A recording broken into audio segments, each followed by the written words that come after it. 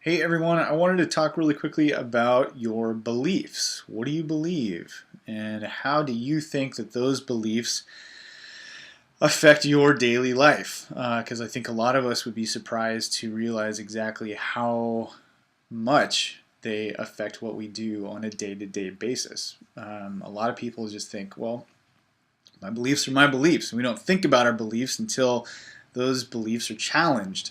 And then all of a sudden we have all these beliefs, right? And those beliefs are what make me who I am. Um, so what I'm wanting to do is call attention to, I have some notes here, so bear with me. I'm going to be reading from some notes, which is something I don't normally do. But um, our beliefs are what help us choose what we focus on. Throughout the day, every day, all the time, we're surrounded by data. And what we do as human beings is we collect data. We look around, we see what's around us, we hear what's around us. And our beliefs are going to be the things that help us pick and choose the data that we decide to focus on. And a lot of times, most of the time, we don't know anything about that data.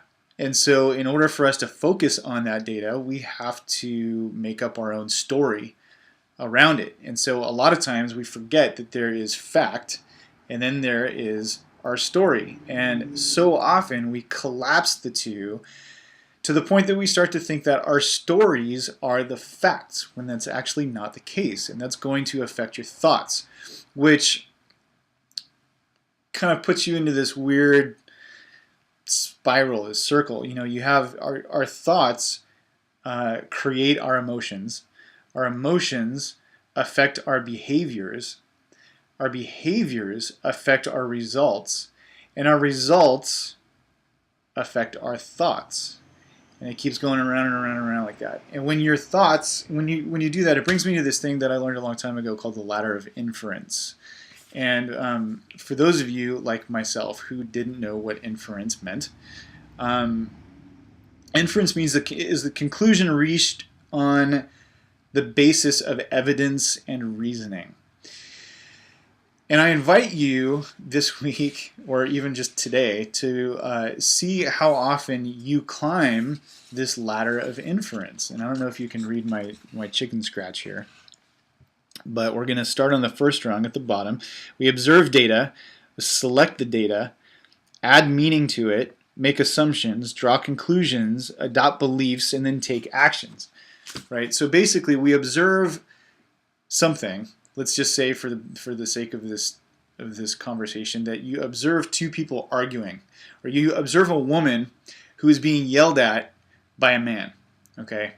You don't know anything about what's going on there. You're just walking to work, walking to school, walking to the beach, whatever it is. You see a man yelling at a woman. So that's the data that you observe. Okay? And your beliefs are that, I don't know, domestic violence is really bad. And so that is a trigger, and that's a strong belief that you have. So you select that data. Okay? And that's what you're going to focus on now, because that's what your beliefs are.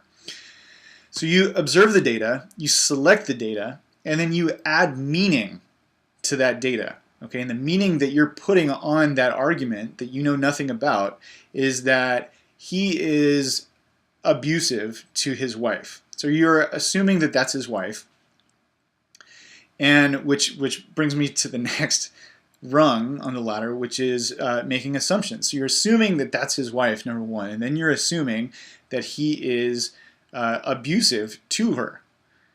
Okay? And then you draw conclusions based off of those assumptions. And those conclusions could be that guy's a dick, and he's really mean, and he should be in jail because no one should ever treat another person the way that he's treating her. Okay? That could be your conclusions. And then you adopt beliefs, and then you take actions. And what those actions are up to you. You could either walk away. Sometimes people will actually go over there and interrupt and say, "Hey, what's the problem here?" And I know what's best, and listen to what I have to say. And so can you see how you've created this whole story in your head about something that you literally know nothing about? You don't have the facts. You've created a story, and then you've collapsed the two, and so you've made your story the fact. Does that make sense? So you observe the data, you select the data that you want to focus on, you add meaning to that data. You're adding meaning to something that's someone else's experience, and then you create assumptions based off of the meaning that you just made up, and then you draw conclusions based off of the assumptions that you made, and so on and so on and so on. And it gets really muddy, and it starts to actually affect the rest of your life, because once you're not paying attention to one aspect of your life, it starts to overflow into all other aspects. So let's say you're walking down to the beach for a nice relaxing beach walk. You see two people arguing. You create this whole story in your head about what it is and what it means. It pisses you off because you're certain that it's spousal abuse, and you're so anti-spousal abuse and domestic violence. And then you continue for your walk. It's not relaxing at all.